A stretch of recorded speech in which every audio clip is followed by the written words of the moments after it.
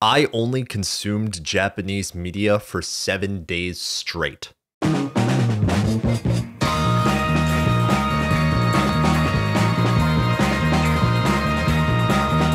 Every book, song, video, movie, social media post, or news article that I saw in the past week was in Japanese. Recently, I decided to take the JLPT N2 exam.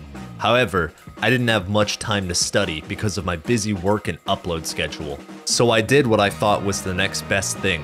Learn Japanese without studying through immersion. Immersion is when you absorb a target language passively. The idea is that by immersing yourself in a language, you can learn it naturally through comprehensible input. So I decided to put this to the test and immerse myself in Japanese for 7 days, just to see if it actually works or if I actually improved. So if this experiment seems compelling to you, which it should if you're a Japanese learner, then stick to the end to see if I actually did end up improving my Japanese skills through immersion.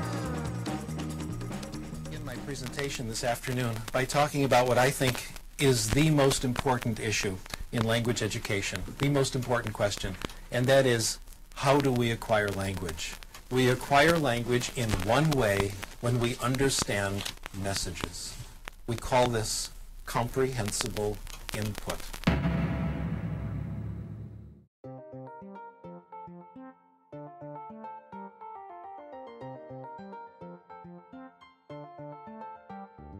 Before starting this experiment, I set some ground rules. Rule number 1, only Japanese YouTube videos. I created a separate YouTube channel that's only in Japanese, where I subscribe to Japanese channels and I watch almost exclusively Japanese content. Rule number 2, only Japanese music. I made a Spotify playlist specifically for Japanese language music. Rule number 3, only Japanese books. Rule number 4, only Japanese movies and television. Non-Japanese movies and television are fine so long as they're Japanese dubbed. Rule number 6, no media in other languages, like Spanish for example. I listen to a lot of Latin music, so I wasn't able to listen to any of that. And rule number 7, only Japanese social media. I did have some exceptions for the rule. Number 1 being that I was allowed to check my FreeBirdJP channel because it's my YouTube channel and I want to respond to comments and check my analytics. Also, I was allowed to consume English media if it was already on. For example, at work, the radio plays, and I live in America, so it's all English music. There's no avoiding that, which is fine. The point of this isn't to completely avoid English media, it's to intentionally only consume Japanese media. Let's get my background in Japanese out of the way, so I can sort of gauge how much I tangibly improved. I've been studying Japanese intermittently for about 4 years, starting my freshman year in college, and I lived in Japan for a year during my junior year in college. Currently, I'm a college graduate and trying to figure out what to do with my life. A lot of you seem to think that I'm like one of those foreigners that's fluent in Japanese and blows everyone away with his great Japanese skills. And I'm not that. I just want to leave this disclaimer for returning viewers. That's not me. You know, it's the whole reason why I did this experiment, is so I could take a next step towards fluency. I can read Japanese alright, but when it comes to conversation, I'm a stuttering, awkward mess. Day 1, I woke up energized, ready to start the experiment. I'm getting ready for work. I woke up at 6:30. But before I get into the experiment, let's hear a word from our sponsor and the first ever sponsor of the FreeBird YouTube channel, the awesome people at Lingolet. Lingolet is a language learning platform that uses AI to create reading materials and exercises for you to learn the language of your choice. You can select your native language, the language you want to learn, and your proficiency level, and Lingolet will create learning materials based on your needs. It has a section where you can read articles that are specifically tailored to your level, helping you become more comfortable reading in the language of your choice. At the end of every article, there are comprehension questions where you can write or speak your answers, and the site will correct any grammatical or comprehension mistakes. Another one of the features that this app has is the talk feature, where you can converse with an AI-generated teacher in your language of choice. During the discussion, you will receive feedback on your grammar and vocabulary choices. Lingolet's most useful feature for me personally is the words category, which stores all the vocabulary that you're struggling with. This is very helpful since it automatically consolidates all the words that you find challenging. This makes my study time much more efficient, as I don't need to catalog any unknown words myself. Lingolet is currently still in development, so there are many more features that will be added in the future. Signing up is completely free, and if you'd like to sign up, make sure to use my affiliate link in the description. If you want to upgrade your learning experience, you can buy a premium membership where you'll have access to a more advanced AI teacher model, get personalized articles, and enjoy unlimited speaking sessions with your AI teacher model. Use code FreeBirdJP for 20% off a yearly subscription, and make sure to use my affiliate link in the description to sign up. By signing up, you're not only taking the next step towards fluency in the language of your choice, but you're also supporting the channel. AI is here to stay, and it's a powerful tool that you can use in order to further your language development and take that next step towards fluency. Once again, thank you to Lingolet for sponsoring this video. Use code FreeBirdJP for 20% off a yearly subscription, and let's get into the video. First thing that I did, I went to YouTube, but the alternate YouTube account that I made, the Japanese one, and I just clicked on a random video and started watching. What I sort of realized by putting myself immediately into my Japanese brain, basically for the whole morning from when I started to this moment right now when I'm talking, I was in my Japanese brain. I have two states of mind when it comes to Japanese. Nihongo no, which translates to Japanese brain, and I have Eigo no, which is English brain.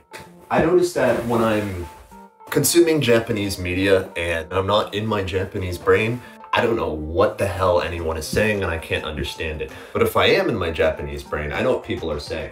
Most of the day I spent working, and on my lunch break I watched some anime.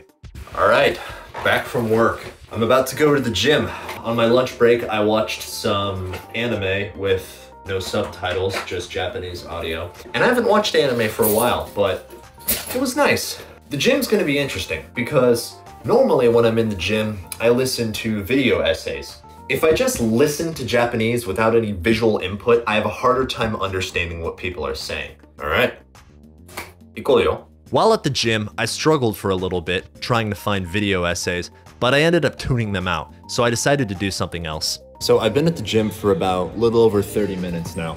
I originally started by playing Japanese YouTube videos on in the background, but then I realized I can't understand what the hell these YouTubers are saying because they talk too damn fast. So I decided to look up the JLPT N2 listening exercises. They felt relatively easy, which is strange because a couple weeks ago, the JLPT N2 listening exercises were fairly challenging. This is day one, and I am already getting more used to hearing Japanese, and I'm kind of understanding a little bit more spoken Japanese. Reflections on day one.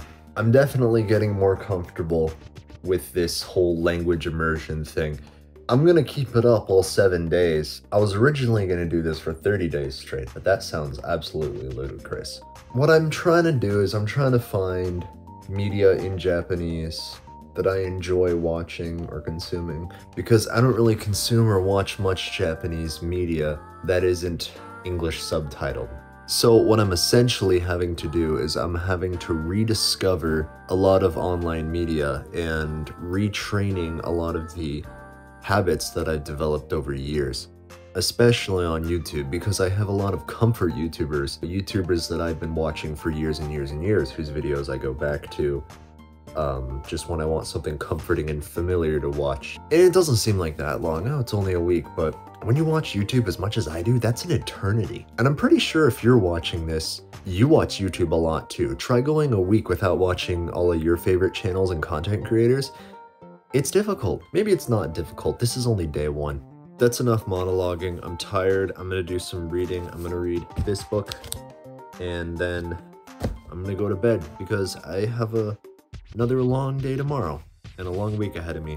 So, oyasumi nasai.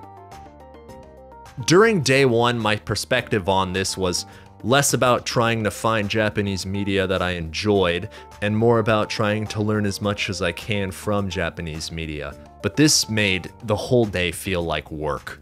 And remember, the point of this is to learn as much as I can without actually studying. Day two is when things started to get a little tough. Day two. I'm sitting in my car right now. I'm on my lunch break. Consuming only Japanese media kind of feels a lot like work, because I'm used to consuming media in Japanese for the purpose of studying.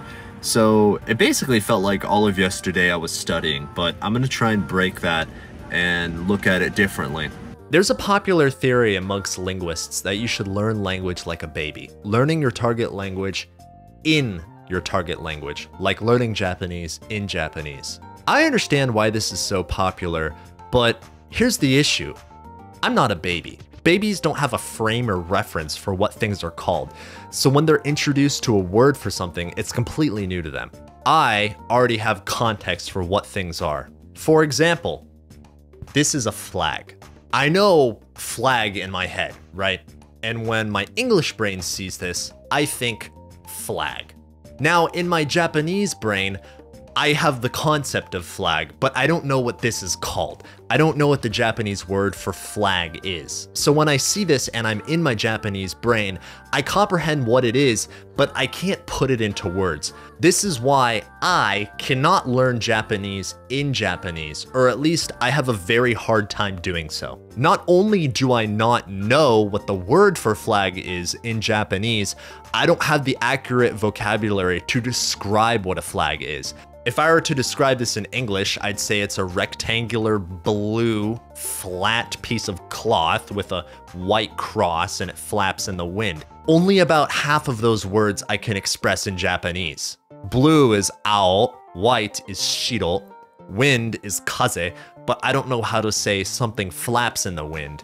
Basically, in order for me to do complete immersion where I learned Japanese in Japanese, I would need to climb a super steep learning curve, and that's why I had so many issues in the very beginning, because I didn't know what kind of media to consume.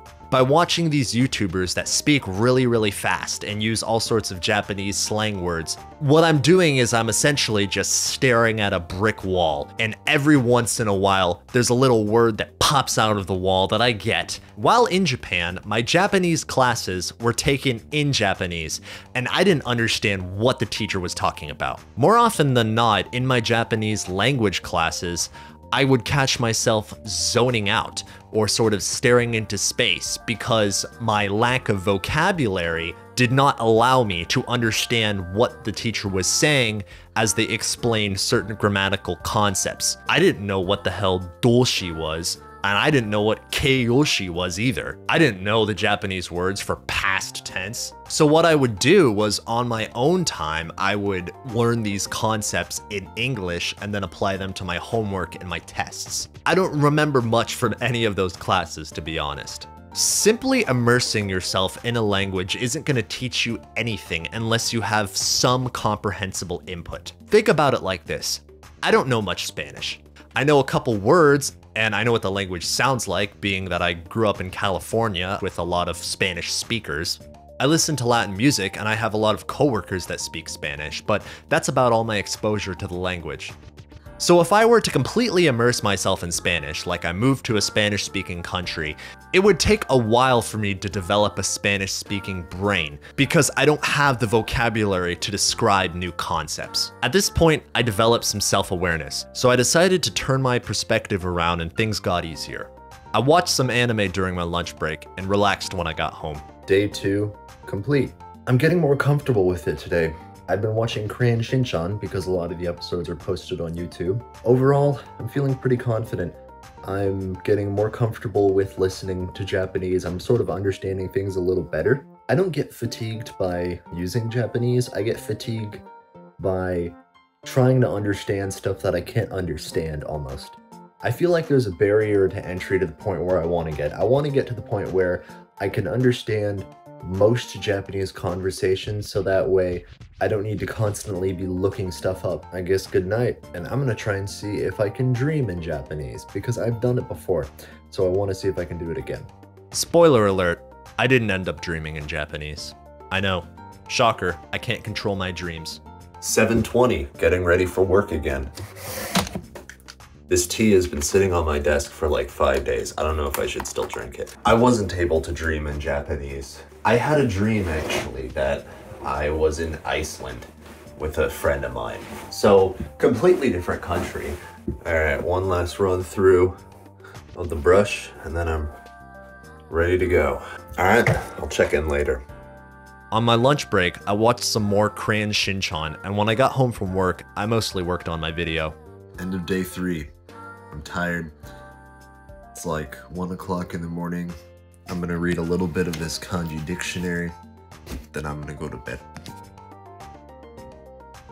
The following morning on day 4, I woke up and headed out to the gym. Day 4, it's my day off, so I'm gonna go to the gym and I'm gonna edit a video. While I'm at the gym, I'm gonna listen to some music because I don't wanna listen to JLPT audio practice when I'm at the gym. That's too cumbersome. It feels like work and I don't wanna feel like I'm working because it's my day off and I wanna have fun. I think I just figured something out, Beavis. What? This sucks. Yeah, it really sucks. Though it sounded promising, deep down I knew that these listening exercises were not something that I could sustainably listen to while at the gym. Day 4, spent most of the day editing. I'm going back to work tomorrow, going to bed early tonight. I've gotten really into Japanese music. I've been listening to more J-rock. Forcing myself to only consume Japanese media has sort of opened up my eyes to other forms of entertainment and music. Japanese YouTube doesn't really interest me that much, to be honest. I mean, I guess not yet. I haven't really found a whole lot of YouTubers that I like that much. I like Fishers, though. They're fun. Their videos are nice to watch, even if I don't entirely understand what they're saying. I can still sort of be entertained by the funny stuff that they do.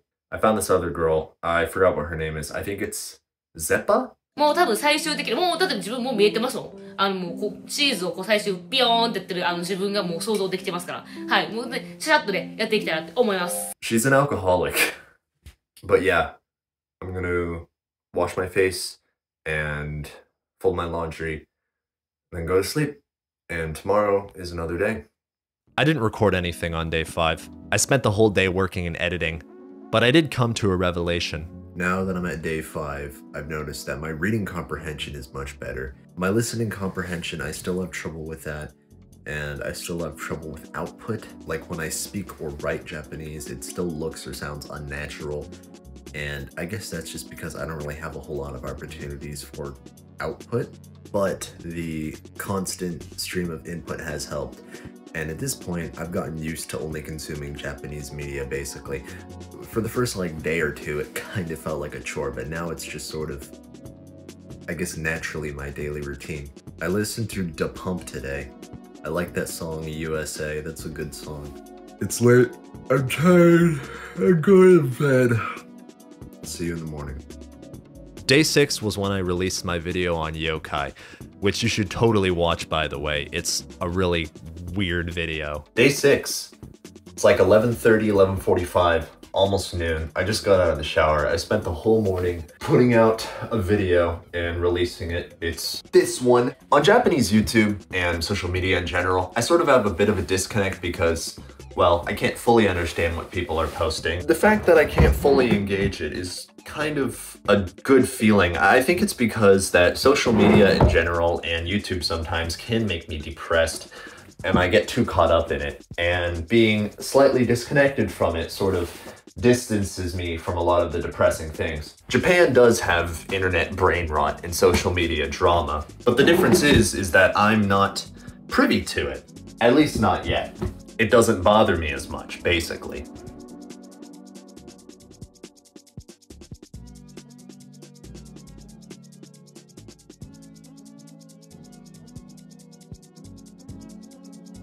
Over the past 7 days, I can comprehensively say that my Japanese reading ability has greatly improved. I can comprehend a lot of what I read.